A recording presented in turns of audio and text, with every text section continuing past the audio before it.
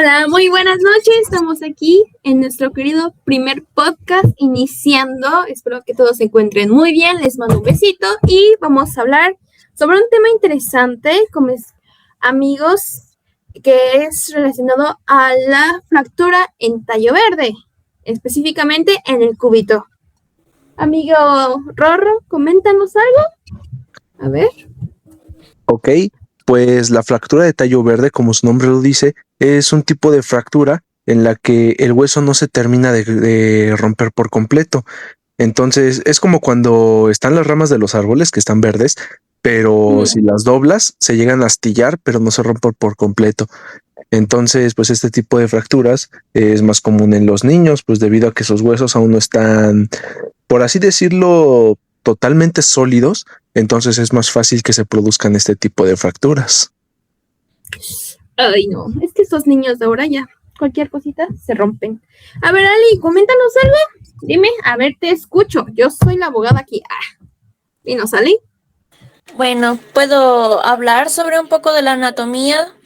El cúbito también es conocido como ulna y es uno de los dos huesos del antebrazo.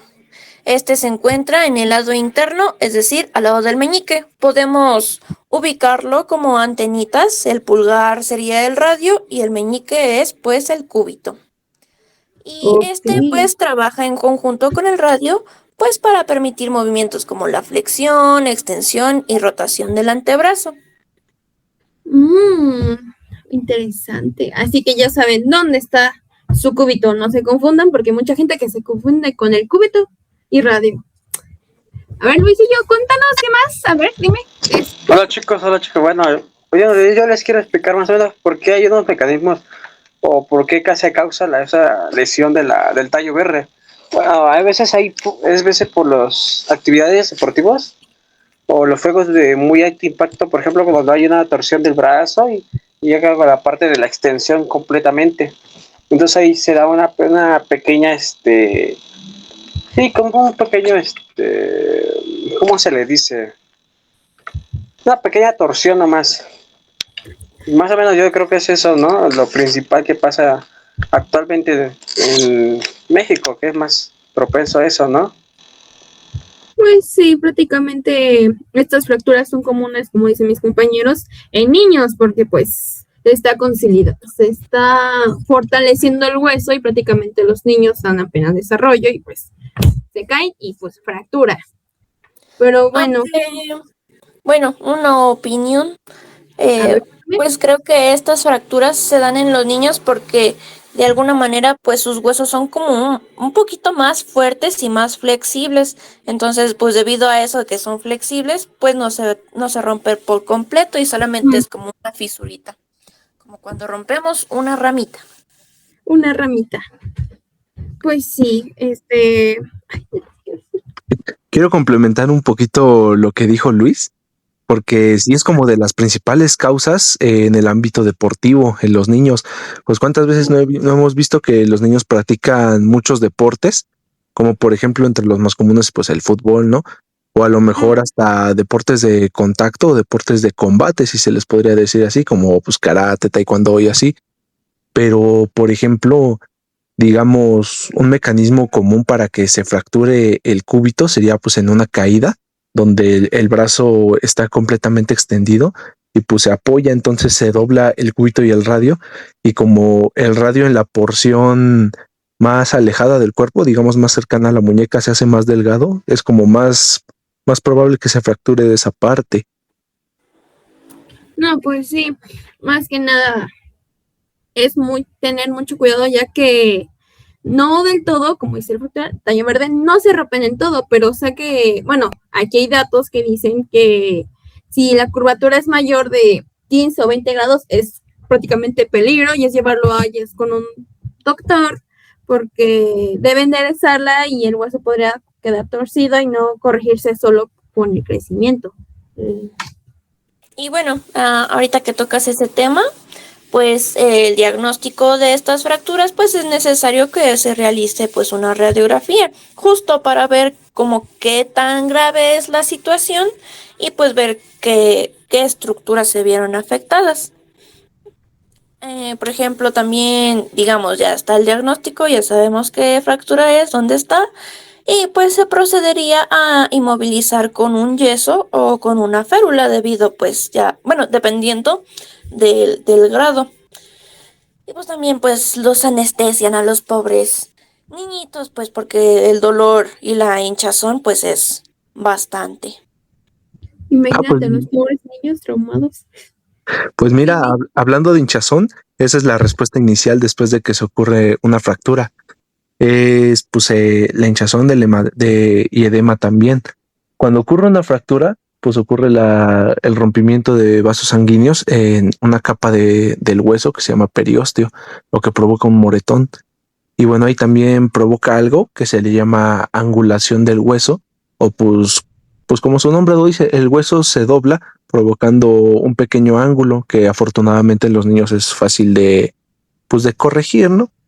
Ya después se forma un callo blando, aproximadamente a unas 3 semanas, y para después formarse un callo duro entre unas 6 semanas, que es ahí ya cuando se empieza una fase de consolidación, que es cuando el hueso ya pues se termina como de hacer más rígido para después remodelarse y pues volver a la normalidad todo ese hueso.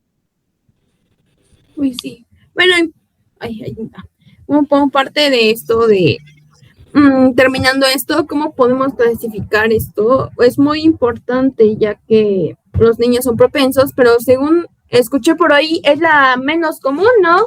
Porque ¿quién ha escuchado fractura de cúbito? Pues casi no, es muy ambigua. Sí, es más Bueno, común en el pues radio. sí, ¿no? Como lo decía el compañero Rodrigo, que pues como este hueso es un poco más ancho, más, digámoslo, entre comillas, fuerte, pues es difícil que se pueda llegar a romper, además de que pues la caída debería ser como que muy exacta. Por ejemplo, vas caminando, vas a subirte a la banqueta y te pegas justo como con el filito en esa parte del antebrazo, ¿no? Tendría que ser como que muy específico. Pues sí. Y hay fisiología, ¿no? Por el proceso de su reparación. ¿Me puedes hablar eso, por favor, Rodrigo? Porque pues vi que estás muy atento al tema. Ah, sí, claro. Mira, pues como ya lo había dicho, su respuesta inicial es una inflamación.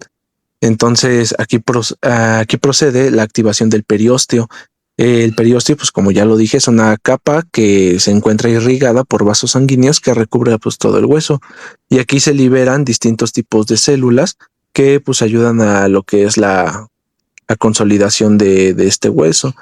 Entonces después se forma un callo blando, o sea que el hueso genera nuevas células que, digamos, por así decirlo, reparan así el hueso roto, pero esas células aún siguen pues bastante blanditas, ya que aquí predomina el cartílago iliano y el tejido fibroso. Después esas células maduran y se vuelve un callo duro, lo que quiere decir ya pues hueso como tal. Pero ¿qué es lo que pasa aquí?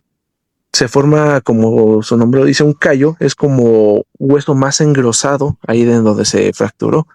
Entonces aquí entran unas células que se llaman macrófagos que se encargan de remodelar ese hueso para que no quede como, por así decirlo, ¿cómo lo puedo decir? Imagina así como que un palo que doblaste, que no se terminó de cortar, y lo envuelves como en cinta, pero te pasaste de cinta y se queda como una parte así muy gruesa ahí. Entonces se remodela para que vuelva a tener como el grosor que debe de tener un hueso. Ok. Pues sí, es. Tan solo imaginar es como de, ¡ay, Dios, qué feo! Digamos Pero que como, aquí el periósteo actúa como una férula biológica, una férula natural. ok, va que va. Bueno, después de esto, pues vemos, ¿no? Está el accidente, pasó, el niño se fracturó. ¿Qué tenemos que hacer ahora en estos casos? Prácticamente es mejor llevarlo con un traumatólogo, porque pues nosotros, como, bueno, en caso de la mamá que tiene su hija, se lastimó su niña, no puede hacer nada, prácticamente lo tiene que llevar con un traumatólogo. ¿O me equivoco? ¿Es verdad? A ver, díganme ustedes. Pues yo considero que sí. con un traumatólogo, pero que también se ha enfocado a la parte pediátrica. Ya como lo dijo la compañera Alison, pues va a realizar alguna radiografía o algún estudio de imagen en el que se pueda determinar pues qué tan grave es la fractura. Y pues sí, lo que comúnmente hacen es primero recolocar el hueso en la posición en la que debe de estar, o al menos en un ángulo como aceptable, y después inmovilizar. Alrededor de unas 6 o 7 semanas se queda inmovilizado pues todo el brazo. Bueno, no todo el brazo, depende de dónde haya sido la fractura. Sí. Y como parte del, bueno, su servicio del traumatólogo es la parte de diagnosticar, porque pues tenemos que decir a nuestros oyentes que es un traumatología o que es un traumatólogo. Pues prácticamente se encarga sobre su estudio y su diagnóstico, su tratamiento y su rehabilitación ante las lesiones del aparato locomotor. Así que oyentes, ya escucharon eso, no se confundan. Luis, andas muy calladito, dinos algo interesante. Bueno, yo estaba pensando también que también debe de ver, bueno, retirada después de una inmovilización, la parte de la intervención fisioterapéutica, ¿no? Porque también pierden movilidad, pierden fuerza, pierden las funciones que tiene el brazo. Entonces yo creo que también entra mucho esa parte y debe de tenerse mucho en cuenta esos aspectos, ¿no? Pues sí. Y precisamente es como de los objetivos principales que tiene la terapia física aquí, recuperar primero primero sería lo mejor controlar el dolor y la hinchazón, para después proceder a recuperar lo que es el rango de movimiento y un poco el tono muscular, para ya más a largo plazo empezar con cargas progresivas y ejercicios para la fuerza y recuperar toda la movilidad que debe tener ese brazo. Pues, bueno, eso sin duda es muy interesante y porque ante todo su rehabilitación como parte de los fisioterapeutas, porque ellos son los encargados de rehabilitar y darle la calidad de vida pues a los niños, es la rehabilitación. ¿O algo más que quieran compartir? Bueno, yo quiero compartir un poquito sobre esta parte del tratamiento. Por ejemplo, para controlar a lo mejor el dolor y el edema, he leído que funcionan muy bien los medios de contrastes, o sea, usar el frío y el calor por distintos ciclos, ya que el frío pues nos va a ayudar a disminuir la inflamación y aparte con el calor lo que va a ayudar es a acelerar el proceso de recuperación. Entonces, después de todo esto, ya se puede empezar a entrenar un poco lo que es el aumento del rango de movimiento y del tono muscular mediante ejercicios isométricos. Por ejemplo, pidiéndole al niño que intente a lo mejor cerrar su mano y mantenerla apretado.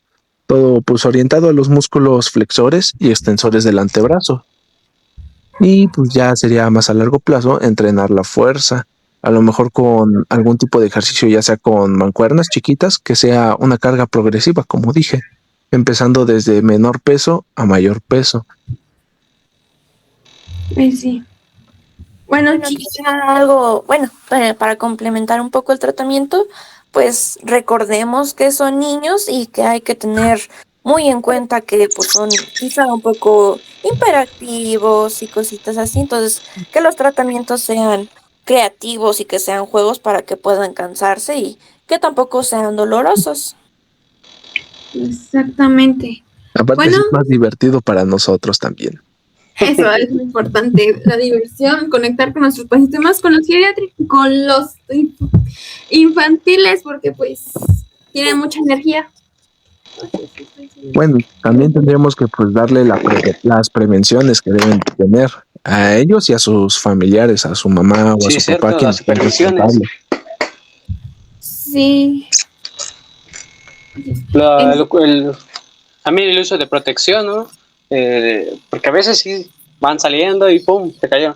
Entonces, ¿cuál es la protección que tienen y la supervisión? Es la que pierden también los padres, ¿no? También esa parte. Oh, sí. Hay que entender, son niños, tienen energía máxima, cualquier sustito, póngale. Espanto. Bueno, eso sería todo como parte de nuestro podcast. Espero que les hubiera gustado. Esperemos vernos de nuevo con más plática, más conversación. A nuestros queridos oyentes le mandamos un beso, un abrazo y ¿algo más que quieran decir, chicos? No, pues solo cuidados.